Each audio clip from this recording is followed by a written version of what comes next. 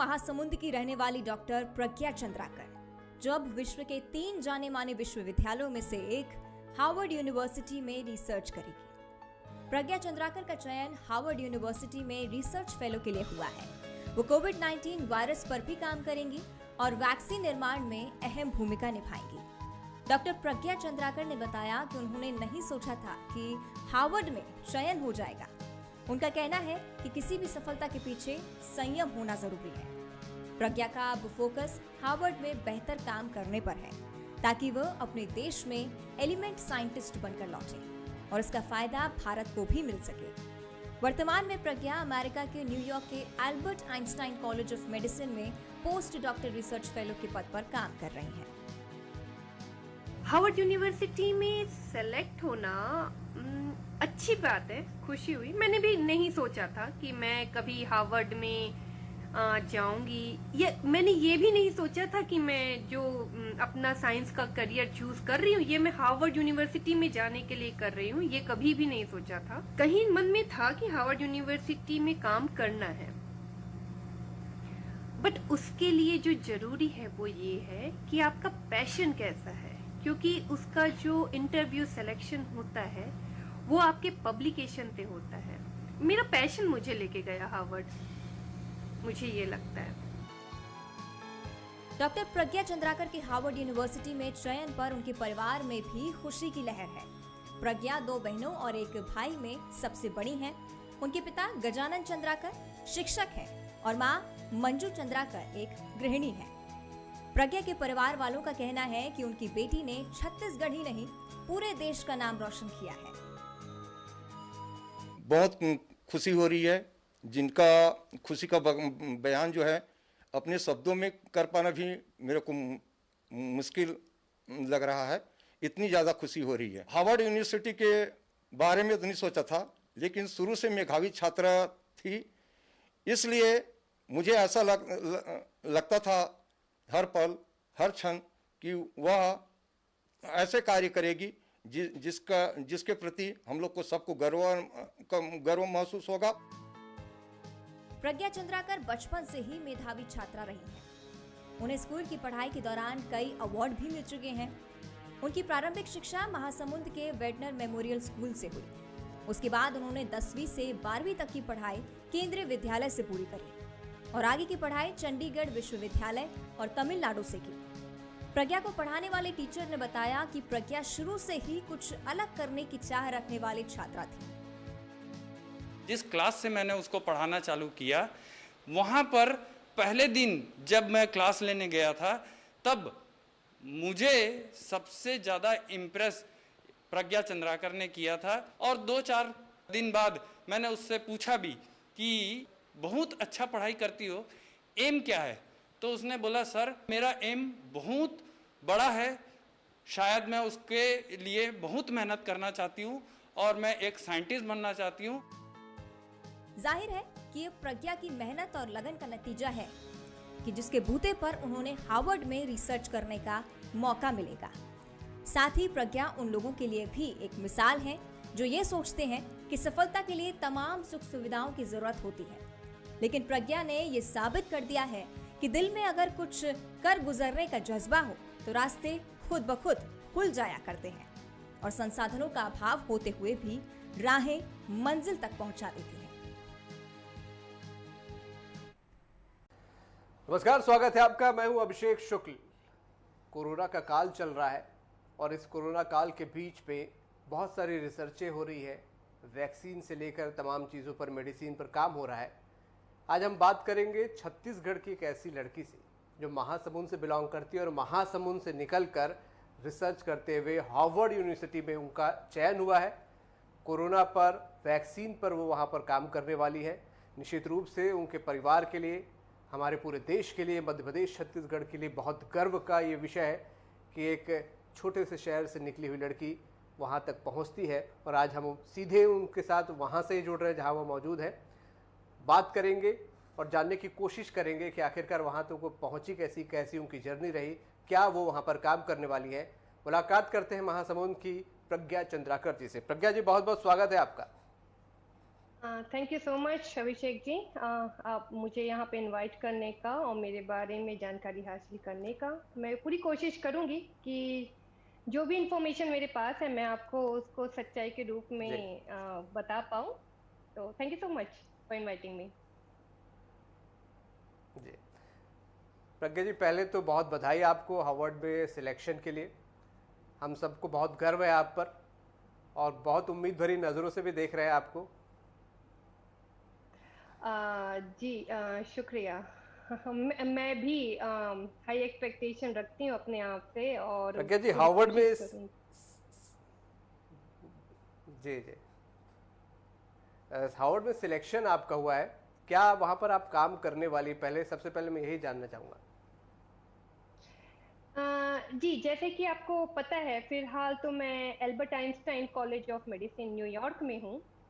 मैं यहाँ पे माइकोबैक्टीरियम ट्यूबरक्लोसिस में रिसर्च कर जी रही हूँ। ट्यूबरक्लोसिस जैसे टीबी एक बहुत ही जानलेवा बीमारी है और खासकर इंडिया में तो काफ़ी हद तक के टीबी का इतना ज़्यादा इफेक्ट रहता है और इंडिया की टॉप मोस्ट डिजीज में आती है जो कि जी डेडली हम जिसको बोलते हैं, जिसका मोर्टेलिटी रेट इतना हाई होता है टीबी का। तो मैं उस पे यहाँ पे रिसर्च कर रही हूँ। तो यहाँ पे जब मैं रिसर्च कर रही थी देन मैंने हार्वर्ड में अप्लाई किया था और हार्वर्ड में मेरा सिलेक्शन हुआ है।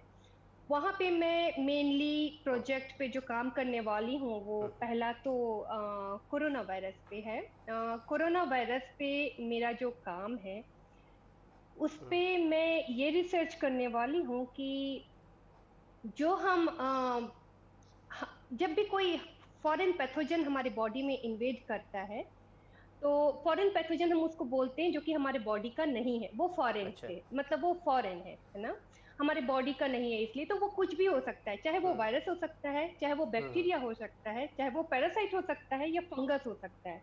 पर जब भी ऐसे टाइप के कोई भी चीज हमारे बॉडी में प्रवेश बिल्कुल करते हैं उसके अगेंस्ट हमारी बॉडी एंटीबॉडीज बनाती है ताकि वो एंटीबॉडीज उन उन जो भी फॉरेन पार्टिकल्स हैं, वायरस या बैक्टीरिया है, उसको किल कर सके, उसको मार सके।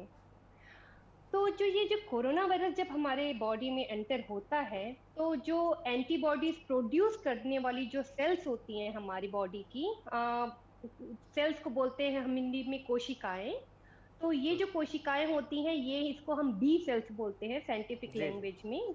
तो ये जो बी सेल्स एंटीबॉडी बनाती हैं ये कोरोना वायरस इस एंटीबॉडी प्रोडक्शन को किसी भी तरीके से हैम्पर करता है, डिस्टर्ब कर देता है, जिसके कारण हमारी बॉडी उतनी एग्रेसिवली जो उसको एंटीबॉडी बनाना चाहिए वो नहीं बना पाती है। तो इसका क्या मैकेनिज्म है इसके पीछे, ऐसा क्यों हो रहा है, क्यों हमारी बॉडी एंटीबॉडी बनाने में असक्षम हो रही है, कोरोना वायरस ऐसा क्या हमारे बॉडी के अंदर जाके कर रहा है कि एंटीबॉडी प्रोडक्शन कम हो जा रहा है, जो नेचुरल बॉडी की क्षमता है जो हमें मिली है देन में, उस पे मैं रिसर्च करूंगी। और जिस दिन ये हम जो जब ये फैक्ट हमारे सामने क्लियर हो जाएगा कि प्रॉब्लम कहाँ पे आ रही है तो हम उसका सॉल्यूशन ढूंढने में काफी हद तक के सफल हो सकते हैं। जी। तो ये मेरी कोशिश रहेगी सबसे पहले कि प्रज्ञा जी, इसका क्या कोई टाइम ड्यूरेशन होता है कि इतने समय तक रिसर्च के बाद खुद फाइनल रिजल्ट तक आप लोग पहुंच पाएंगे? जी, पहले तो बेसिक बायोलॉजी का जो रिसर्च होता है उसका एक टाइमलाइन हम सबसे पहले इसकी इन विट्रो टेस्टिंग करते हैं। In vitro in the sense lab condition में इसकी टेस्टिंग की जाती है, ठीक है। इसके बाद इसको हम एनिमल मॉडल में टेस्ट करते हैं।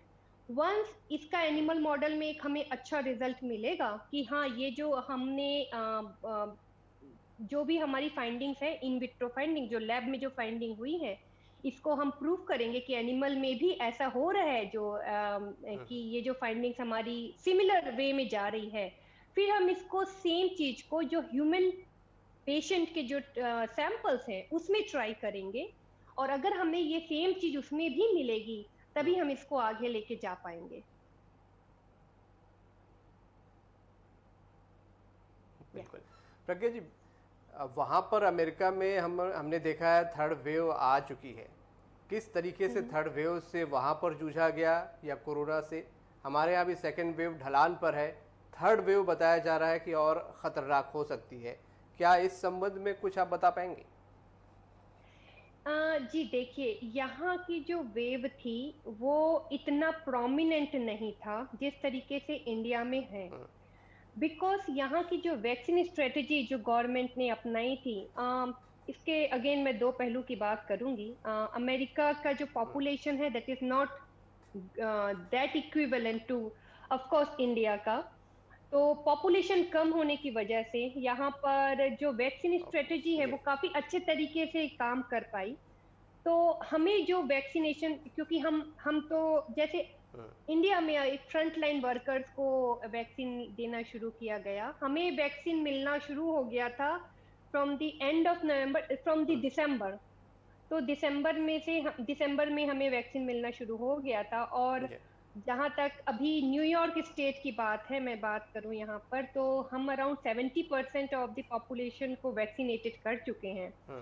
तो जब 70% ऑफ द पॉपुलेशन वैक्सीनेटेड हो गई है तो इसका मतलब जो जी। भी हम देखिए, वैक्सीनेशन का मतलब आप समझते हैं, राइट? वैक्सीनेशन ये है कि अगर मुझे वैक्सीन लगा है तो मैं कोविड, अगर मुझे कोरोना वायरस होगा तो उसका जो प्रभाव होगा मेरे ऊपर वो कम होगा।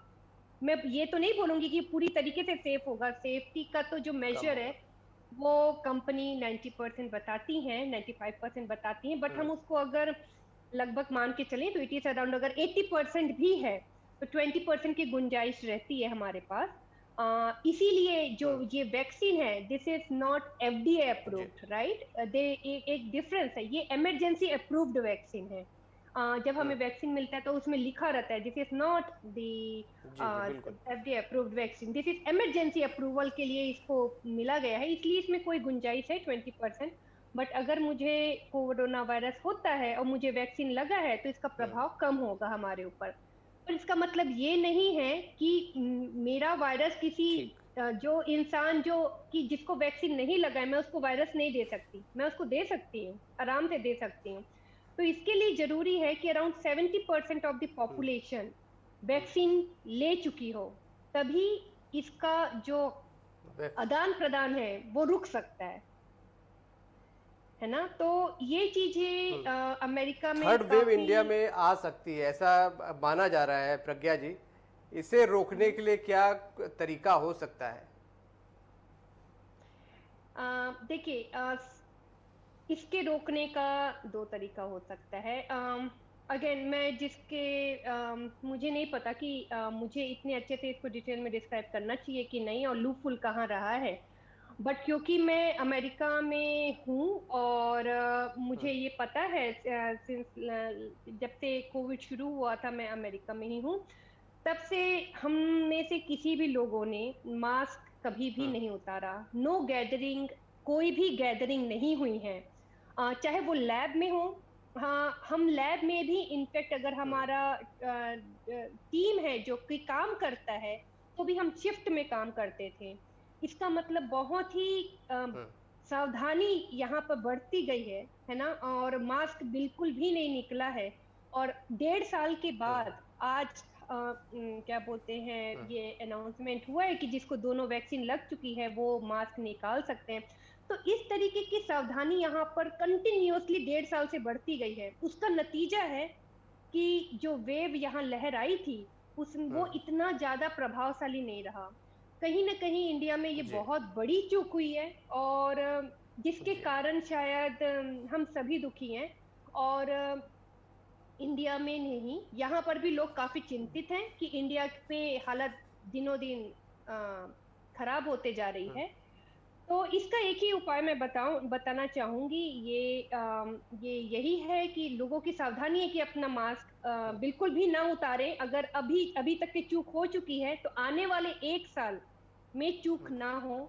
दूसरी, वैक्सीन की स्ट्रेटेजी जो है वो तो अपने तरीके से बढ़ ही रही है। वहां पर काम कर रहे हैं, वैक्सीन का प्रोडक्शन भी काफी अच्छे तरीके से चल रहा है, डिस्ट्रीब्यूशन भी रेगुलेटेड है। बट अब ये है कि लोगों के मन में जो थोड़ा बहुत भय है, जो मुझे सुनने में आता है, वो उसको कितनी अच्छे तरीके से हम टैकल कर पाए। क्योंकि इंडिया में एक ये भी चैलेंज है कि हमें डर को से भी जीतना एक बड़ हमारे लिए चुनौती हो जाता है। तो हम अगर वो भी टैकल कर पाए तो ये दोनों स्ट्रेटजी ही हमें कुछ मदद दिला सकती है, मैं ये मानती हूँ। घर में आपकी बात होती होगी, घर वाले भी कुछ चिंतित होते होंगे, क्योंकि पिछले साल जब वहाँ पर ज़्यादा बुरी स्थिति थी, कोरोना का एंटर हुआ था, तो आपको लेके भी कुछ चिंतित होते थे फैमिली के लोग? जी जी बिल्कुल, क्योंकि उनका भी ये मानना था, अगर मैं इसको थोड़ा लाइटर जोन में लेके जाऊं तो वो भी यही बोलते थे मुझे कि तुम्हें पूरे वर्ल्ड में अमेरिका ही दिखा है, और अमेरिका में न्यूयॉर्क में ही दिखा तुमको काम करने के लिए, जहां पर हालत इतनी खराब है। क्योंकि जब मैं न्यूयॉर्क आई थी उस टाइम न्यूयॉर्क सबसे ज्यादा हाईली हीट में इसका नंबर था, बिकॉज न्यूयॉर्क में केसेस बहुत ज्यादा, बहुत ही जी तीव्र गति से बढ़ रहे थे।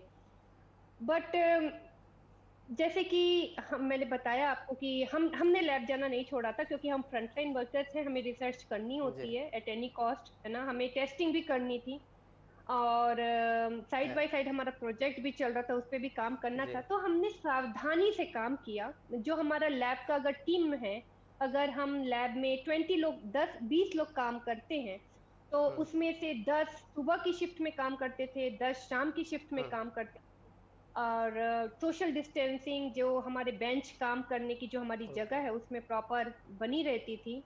तो उसका ये नतीजा है अभिषेक जी कि या कि हम इस पे इतना ज्यादा अफेक्ट नहीं हुए, और मैं भी इस तरीके से, और जैसे कि आपको पता है कि हम पीपीई किट में काम करते बिल्कुल हैं हमेशा ही, तो यही सब एक चीज है जिसके कारण मैं बिल्कुल। सेफ रही। और मम्मी प्रज्ञा जी, पापा का टेंशन महासमुंद लेना, से न्यूयॉर्क तक कैसे पहुंची आप? बचपन में ही क्या कुछ तय किया हुआ था आपने? अगर मैं ऐसा बोलूंगी कि मैं बचपन से ही तय कर ली थी तो यहाँ पर मैं गलत रहूंगी। बचपन में मुझे ये जरूर पता था कि डेफिनेटली मुझे पढ़ाई के क्षेत्र में कुछ करना है। तो बचपन में जब मैंने अपना लाइफ साइंस का स्ट्रीम चूज किया था 11th और 12th में, तो मुझे डेफिनेटली लाइफ साइंस से एक बहुत ही ज्यादा जुड़ाव महसूस होता था।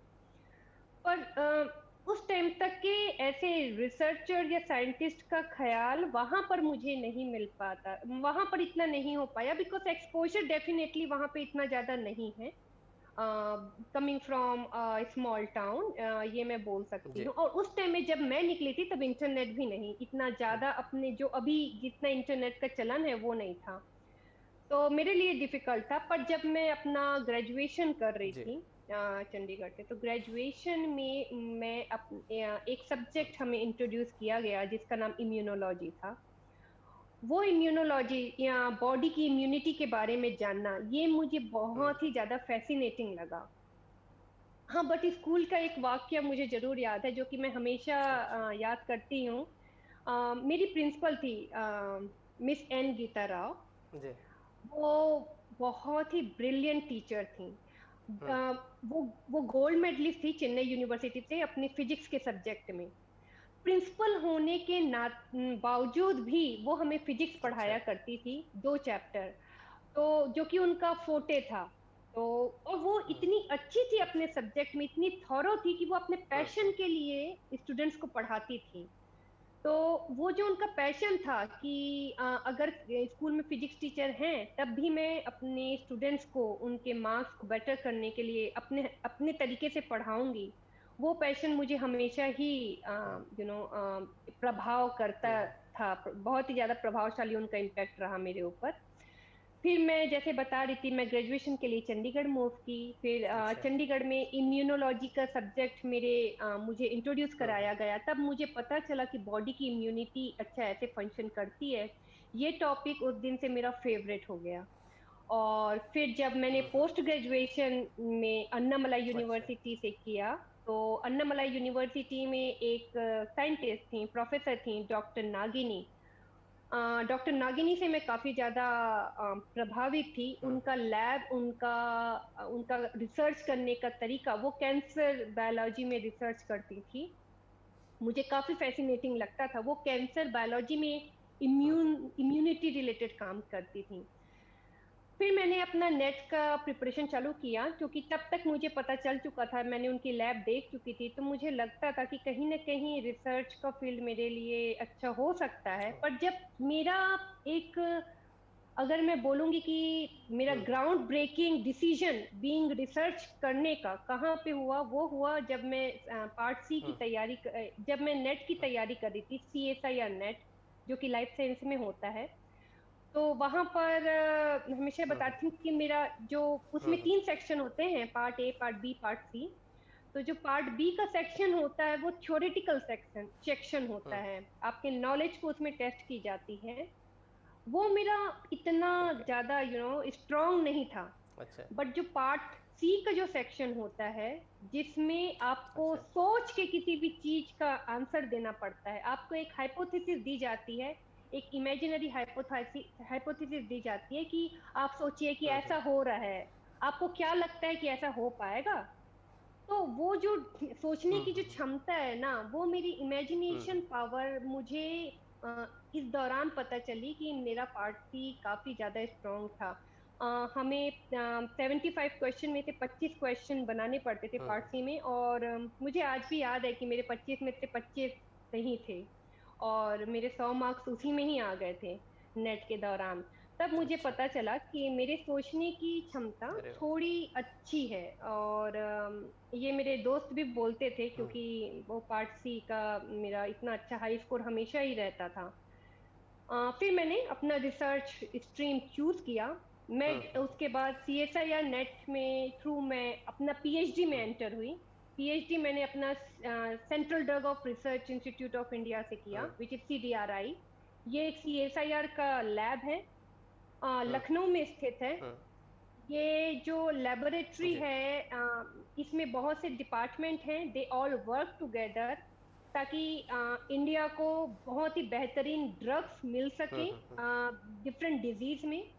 यहाँ पे मेरे मेंटर थे doctor G Sushanta Kar. He is an eminent scientist, बहुत ही इंटेलिजेंट हैं। वहां पर एक्चुअली जब मैं गई तो क्योंकि अगेन मेरा एक्सपोजर इतना ज़्यादा नहीं था, पर वहां जाके मुझे मैं जब उनसे, जब मेरी मुलाकात हुई और मैंने बताया कि मैं ऐसा करना चाहती हूँ, साइंस में मेरे परसेप्शन साइंस को लेके ये है, उन्होंने भी मुझे कुछ चीज़ें बताई। तो उन्होंने मुझे ये बताया कि जो कि मुझे अच्छा शायद मेरी दिशा और दशा उस दिन से बदल गई थी। तब तक तो मुझे लगता था कि मुझे साइंस करना है अच्छा और पब्लिकेशन और रिसर्च करना है, बट उन्होंने मुझे गुड साइंस की अहमियत बताई। उन्होंने मुझे बताया कि प्रज्ञा, हम साइंटिस्ट हैं, और जहाँ तक मैं सोचता हूँ मुझे गुड साइंस करना है, एक पैशन के साथ साइंस करना है। वो पैशन जो कि खत्म ना हो जब तक कि कोई भी क्वेश्चन का आंसर ढूंढा ना जा सके। और उस दिन मुझे गुड साइंस की अहमियत पता चली उनसे, अच्छा और मैं उसी प्रयास में हूँ। अगेन मैं बोलूंगी, गुड साइंस जो होता है वो न पद प्रतिष्ठा न पैसे के लिए की जाती है, वो अपने पैशन को चेज करने के लिए की जाती है, अपने ड्रीम को। एक अनकहा सा जो क्वेश्चन एक साइंटिस्ट उठाता बहुत है अपने अच्छी बात जीवन बोली में, आपने अम, एक क्वेश्चन हम अपने जी लाइफ में रेस करते हैं कि आखिर ऐसा क्यों हो रहा है, और वो क्वेश्चन का जब तक हम आंसर ढूंढ नहीं पाते, हमारी रातों की नींद शायद कंप्लीट नहीं होती है। कई रात ऐसी होती है जब हम सो नहीं पाते हैं। और एक चीज और भी मैं बताना बिल्कुल। चाहूंगी कि रिसर्च का तो फील्ड प्रज्ञा जो जी, है वो, ये रिसर्च जो आपको मिला है, जी जी बिल्कुल, बोलिए बोलिए। जो हाँ रिसर्च का फील्ड होता है ये बहुत ही तकलीफ भरा तो थोड़ा होता है, क्योंकि आप अगर 100% एक्सपेरिमेंट करते हैं तो इसमें सक्सेस का रेशियो जो है वो बहुत कम होता है।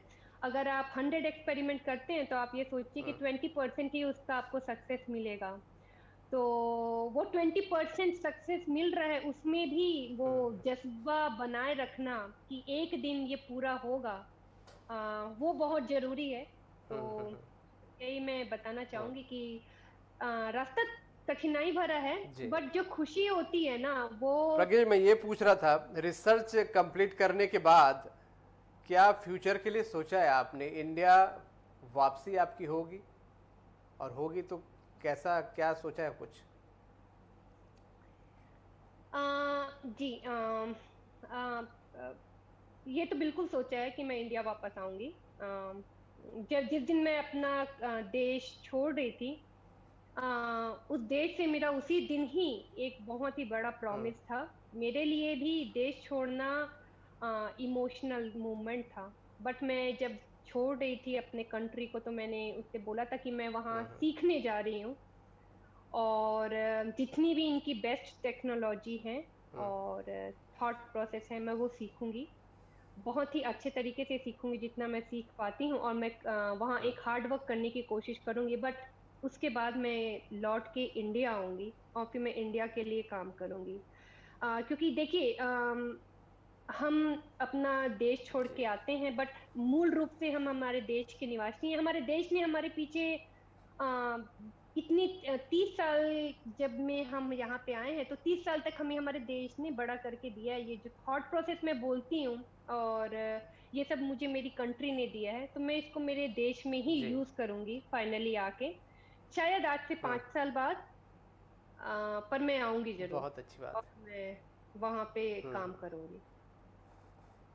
बिल्कुल, बहुत शुक्रिया प्रज्ञा जी हमारे साथ जुड़ने के लिए, और हम बड़ी बेसब्री से इंतज़ार करेंगे आपके हमारे देश लौटने का। और आपने जो बहुत सारे ज्ञान वहाँ से बटोरे होंगे, उनका फ़ायदा हमारे देश को मिलेगा। आप जिस रिसर्च में जा रही हो उसके लिए बहुत सारी शुभकामनाएं आपको। हमसे बात करने के लिए बहुत बहुत शुक्रिया प्रज्ञा जी आपका। तो हमारे साथ प्रज्ञा चंद्राकर जी थी। महासमुंद से निकलकर तमाम बाधाओं को पार करते हुए हार्वर्ड यूनिवर्सिटी में चयन हुआ है। कोरोना पर रिसर्च करेंगी, वैक्सीन पर रिसर्च करेंगी, और सबसे बड़ी बात, तमाम ज्ञान बटोर कर वो अपने देश वापस लौटकर अपने ज्ञान को अपने देशवासियों के साथ शेयर करना चाहती हैं। खास पेशकश में इतने। नमस्कार।